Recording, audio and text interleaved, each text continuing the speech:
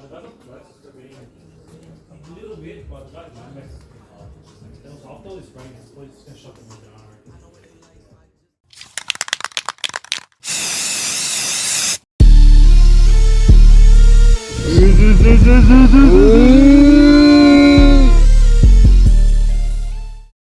Alright man, just Gav, give us a quick rundown on the lines, man. What's the recommended?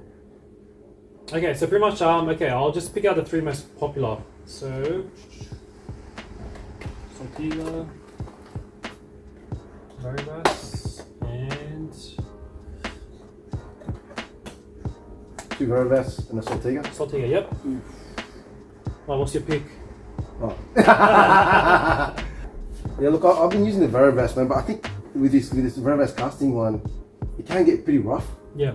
You know, because the way it's designed, it's got grooves on it. Yeah. I don't know, man. Is there another one that you would recommend? Like, so if you want something a little bit smoother, yeah. The 𝗪𝗏 casting SMP. Oh, okay. Yeah, so this guy is actually a little bit thinner as well. This is pretty much 𝗪𝗏's top casting braid. Yeah, right. Okay. That one there, bro. Okay. Yeah, so good knot strength. It's quite abrasive as well. It's thin, casts really well. It's very light as well, and it's got a good coating. And even for the 1.5 and all that, you can get those. So the 𝗪𝗏 casting SMP actually starts from P3. So it goes from P3 up to like P10 from the top of my head. P12. What would be a light one? What would you recommend? If you want something lighter, you can either. So we've got the 𝗪𝗏 𝗬𝗏 casting max power, which is from P2.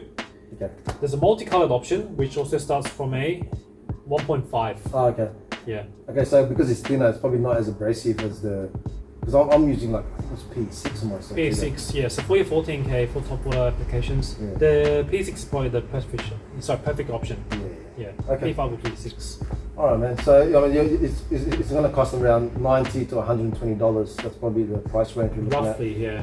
For proper, good quality. Good quality, short casting braids. Yeah. Otherwise, you can go, cheaper J braid and all that. Exactly, yeah. Yeah, there's 𝗔1 𝗷𝗶, which is in the bad option as well for people. 𝗔1 𝗷𝗶. Okay. Yeah. Oh, the 𝗷𝗶. 𝗔1. Yeah. Okay. Yeah, the J special. Oh, the J special. There you go. That's the one. There you go. For J. Yeah. Yeah. Right. Well, this is about $90, man. Yeah. So like I said, it's not cheap. Yeah. So I mean, if you're gonna go good quality, that's what you go with. Yeah. All right, bro. That's cool, man. Thanks. So 𝗬𝗏, so I'll just give you a brief rundown on the different types of jigs and what they're sort of used for. Right. So we'll start off with one of the most popular, which is the 𝗵𝗵𝗄 Smelt. Yep. See that? Smelt. Straight with 𝗵's face. Look at that. Okay, so the 𝗵𝗵𝗄 Smelt is very popular. Just quick jig. Right. Okay. Yeah. So it's a streamlined, slim design. Yeah. It's center balanced. Comes rigged up with a single assist at the front and a treble at the back. Yep. With the Smelt, you can pretty much just cast and retrieve it. Right. And also you can cast and jig. Okay. Yeah, so it's got a nice flutter on drop as well. Yeah. And also when you work it, it sort of has like a small hop on the way up. Okay. Yeah. Right. So very versatile jig. Casts really well as well. Yeah. And it's applicable to various situations. For some people who are fishing more snag areas, feel free to also just take the treble off as well. Yeah, That's what I do. I do have one of the smelts and off the rocks. Off the rocks? Yeah, it does get a bit. You like smelling snags off the rocks. So yeah, the snacking. So you recommend the smell. taking it off, then the treble. The treble, yeah. So if you're fishing off the rocks in snaggy areas, people normally take it off. If you're fishing off like corner of beaches or even off the beach or rock ledges where it's mostly a sandy bottom, you can just leave it on. Yeah. That's my problem. I keep on snagging, man. Yeah, it's like a single rock in the whole ocean, and you can snag it. Snag on that. Last time I lost about 3 or something. Yeah, right. What's the next one, man? So 𝗵𝗵𝗄 Dax. Dax. Chunky version. Yeah. Okay. If Rolly was a lure, he'll be a Dax. Big boy. That's Hans, man. Hans. Oh, sorry, Hans. Dax. Yeah, so the 𝗵𝗵𝗄 Dax is actually rigged up the same way. So it's got a single at the top. Yep. It's got a treble at the bottom. Yep. The Dax, because it's a slightly wider profile, it's a bit more aerodynamic. So so when you cast, it's a bit more dense. Right. So you get a bit better distance as well. Oh, okay. Also, it falls a little bit faster. Yeah. Yeah. So with the 𝗵𝗚𝗢 Dax as well, you can retrieve it just quickly, like you can rip through the water. Yeah. Otherwise, you can cast it, let it sink to the bottom, and you can jig it, and you can jig it back up as well. Yeah. Okay, cool. Yeah, I mean, like, Riz always talks about how the amount of times he hooks up when it's on the drop. Yeah. Always, man. He always talks about that, eh? No, like it's an important factor as well. Like sometimes like on the drop, like you can always get the fish following you as well. Yeah. Because obviously on the drop, it's supposed to imitate a like an injured or wounded bait fish. Yeah. So like, what application will you put? Like, will you use the Dax and the Smelt? Smelt Dax. So me personally, so there's two different types of scenarios. Yeah. If it's a little bit windier, rougher, or if it's a bit more current, I prefer using the Dax. Oh, okay. Reason being is it falls a little bit faster.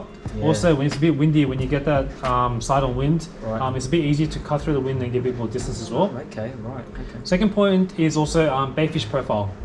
Sometimes when they're feeding on smaller baitfish and you really need that small profile, that's when it can make the difference. Yeah, that's true, okay, man. Match the hatch, brother. Match the hatch, Match- exactly. that's it. You know what they say. Yeah. Yeah, okay. Yeah, man, so that's the Dax.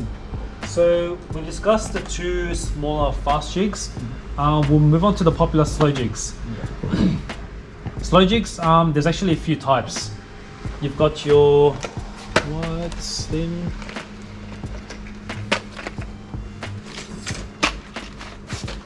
Pulling all of it out, bro. All of it out. All of it. Yeah, I've got some in my pocket as well, boss. What have we got? Okay, so pretty much slow jigs. There you go, bro. Slow jigs. Ooh, there you go.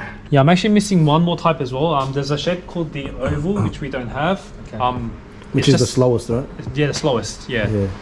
Okay, so with the slow jigs, the two main type that people mostly use, which is the most popular, are the wide and the slims. Okay. These two. So the wide and the slims, the wide is actually rear-weighted. It sinks a little bit faster. Right. It's got an irregular action and casts a little bit further. Oh, okay. Right. The 𝗵𝗚𝗢 Slowbat Slim is center balanced. Yep. It drops a little bit slower, so it's good for shallow areas. Oh, okay. And doesn't cast as well. Yeah. Yeah, still casts, but not as well as the wide because it's rear-weighted. Yeah. Right. So the shallower type is, not shallow. The slim type is better for shallow areas. If you have a bit more current, a bit more depth, stick to the wides. Wide. Yep. Okay. And then we've got the longs and the up. Ooh. Long and the up. You like them long, bro. Yeah. That's it. So these two types, these are quite unique. They're made out of zinc. Oh, okay. Right. So zinc being a lighter metal, they fall a little bit slower. Yeah, right. So you get a larger profile lure, which sinks slower. Yeah. The longs have a wider darting action. Right. They sink slower than the slim and the wides. The arms, not the arm, the up's got a unique action where when you work it, it sort of spins around in like a circle. Oh, no way. Yeah, okay. so I think over in Japan they use it for like flounder and Flounder? Yeah, flatfish. Oh, it's or, big flounders. Sorry? Must be big flounders, Yeah, yeah. massive. Yeah, Oh, yeah, like, it's not the small ones that you get. Yeah, Yeah. it's pan fried size, baby. Yeah, they're delicious. Yeah, but so over there, like they use it for a lot of like their reef species. Yeah. All right then. Yeah, unique action. Some people do really like these types as well. Yeah. The Slowbat longs in the 30 and 40 grams are quite popular, but the vast majority go for the wides or the slims. Yeah. So when you're jigging with these ones, it's got to be like a slow jig, or like is that? I'll sort of rate it like more like a sharp, acute action. Okay. So not like your big wide swings, Right. but we normally start off at around 90 degrees and we Yeah. just lift it up to like that 180. Right. Just, Okay. yeah, flick drop. Ah, right. Yeah. Yeah. Yeah, which is why the 𝗵𝗚𝗢 SS993 Yeah. makes such a big difference when you're working these lures, because Right. you can achieve the action without much effort. Okay. Yeah. Right. Okay. So we'll move on to the faster jigs, the 𝗵𝗚𝗢 Jigaros. Okay. So within the Jigaros ranges, there's 4 different models. So we have your standard Jigaro. Right. We've got the Jigaro Super Slide, Okay. Jigaro QR, Yep. and the Massive. You know what we like, bro. The small and massive, yeah. Jigaro. Okay, so pretty much these are the 4 types of 𝗵𝗚𝗢 Jigaro jigs which Yeah. which they have in the range. We'll start with the first one, which is original, the 𝗵𝗚𝗢 Jigaro, which is made out of lead. Yeah. It's center balanced. It's easy to cast, easy to work. It's got a good fall rate as well. Okay. And also it's got a nice sliding action when you work it up as well. Right. So this is the base model which they found these off. Okay. So the next model that we'll move on to is the 𝗵𝗚𝗢 Jigaro Massive. Yep. So contrary to its name, it's actually the smallest, most heaviest and dense jig out of the 𝗵𝗚𝗢's range. Right. The 𝗵𝗚𝗢 Jigaro, being small and heavier, which is more dense, it sinks faster, it casts the best, and the good thing is for baitfish, to match the hatch, that's probably the best option. Yeah, right. The downside is because it's a bit chunkier and it's a bit wider as well, it's quite difficult to work. So you notice that when you're jigging it, there's a lot of resistance. It's actually quite tiring for the angler. Oh, okay. Yeah. Got to put more effort in this one, right? Correct. Yeah. Yeah, that won't work for us old men, bro. Yeah. No man, have you seen his arms? It's all for show. Yeah. Or show no go. Good for your arm workout, man. Yeah, exactly. Yeah, you get bigger. Okay, so the reason why I split these up is so these two on the right, so these are made out of zinc as well. Okay. So the 𝗵𝗚𝗢 Jigaro Super Slide is one of our most popular lures. It's actually the longest and lightest as well out of the lot. Right. The 𝗵𝗚𝗢 Jigaro Super Slide is quite unique compared to the rest. It's longer. Also, the bottom side is flat, and also the top side is rounded. Okay. Falls the slowest, but it's actually got the widest swinging action. Right. So when you work it, it swings from side to side quite erratically, but while sinking quite slow. Okay. The 𝗵𝗚𝗢 Jigaro 𝗬𝗢 is a quick response series. Yep. It's sort of like a hybrid. It's sort of like a Jigaro in a zinc pattern. Zinc material. Right. The 𝗬𝗢, because it's light as well, it sinks slower than these two. Right. And also has quite a wide sliding action as well. Okay. So it doesn't slide as much as a super slide, but it's still got that nice dip and kick when you work it as well. Right. So the zinc is lighter than the lead? Correct, yeah. So lead is more dense, which is why sinkers are made of leads. Right. So it sinks faster. Whereas zinc's a lighter metal. Which one would last longer with the rust and metal, with the salt water? Saltwater, they're all pretty similar to be honest. Yeah. Okay. But the jigs which are made of zinc, which is the super slide and 𝗬𝗢, are a bit softer though. Yeah, right, okay. Yeah. Oh, they are? Yeah. Yeah, so when it hits a rock or something, it might just bend itself. Not bend, but they do get damaged a bit easier. Yeah, right, Yeah, from experience. Okay.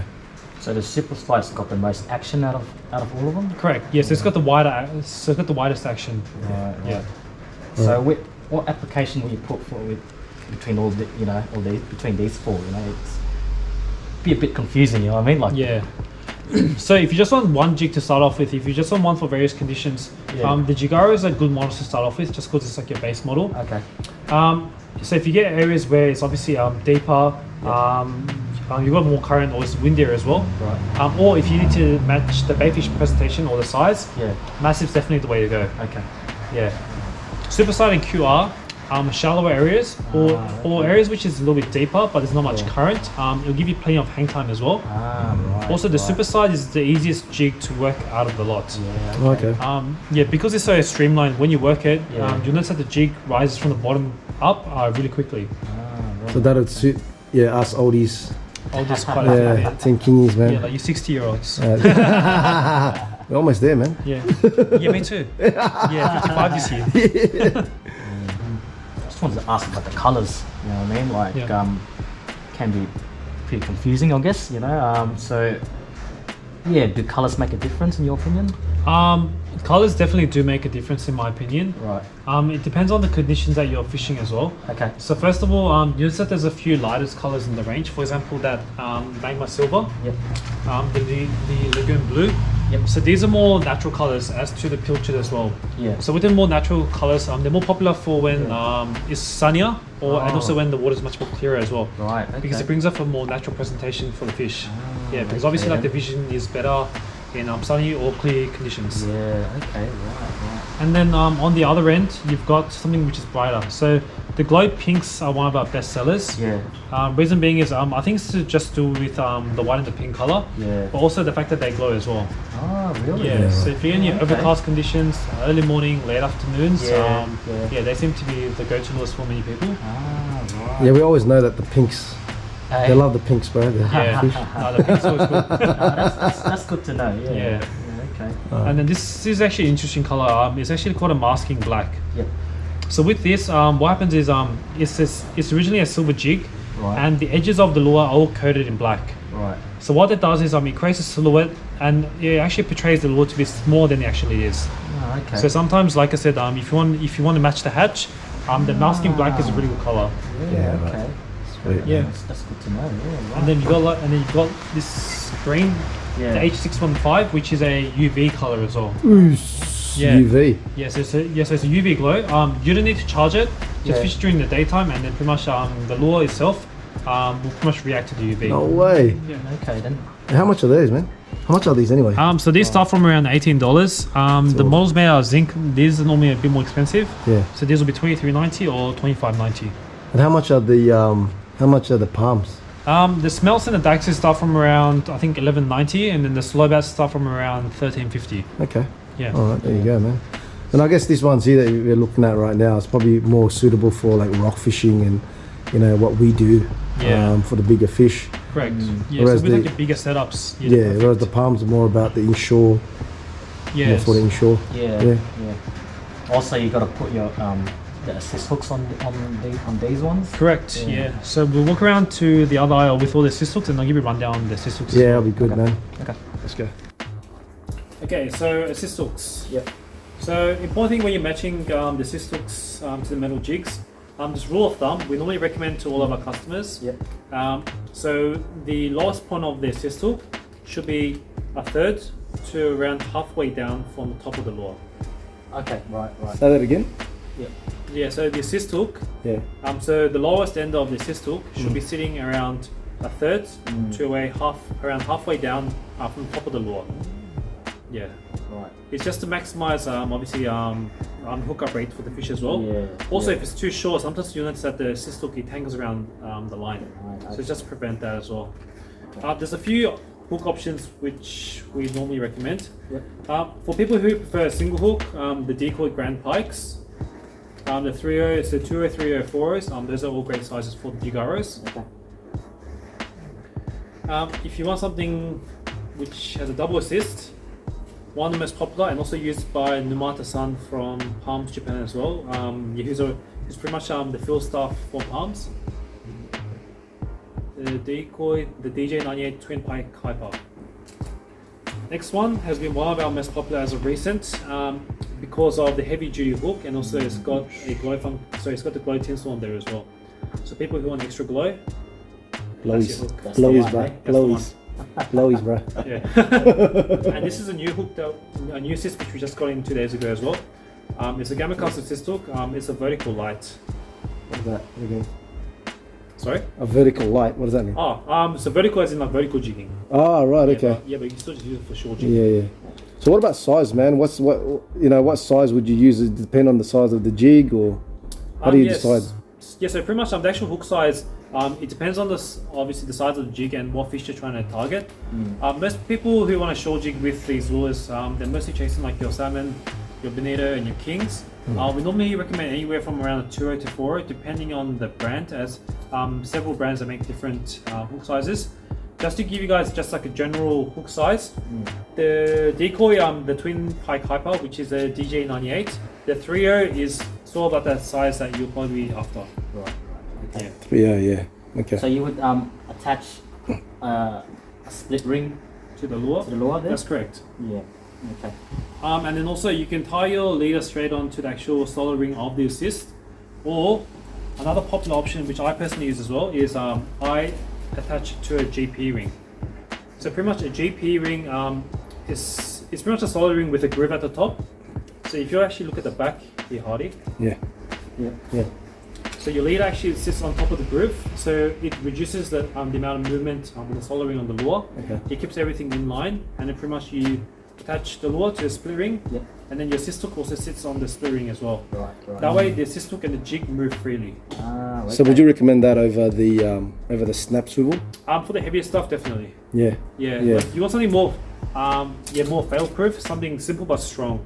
Yeah. Well, you can't go any stronger than the solid ring, right? Solid ring, exactly. Yeah. Like this guy's like 500 pounds. Oosh. Yeah. So perfect for your size kings. That's it, bro. That's it. Alright, Gab, man. Thanks, man. Running down the different jigs and at a basic level. What are you gonna say in terms of wrapping it up for someone that's starting new? Oh look, there's a lot of different options, and obviously when you're first getting to shore jigging, obviously there's various components, and that's when we sort of step in. For anybody who's interested in shore jigging, we can sort of cater like a custom setup for what you're looking for within your budget as well.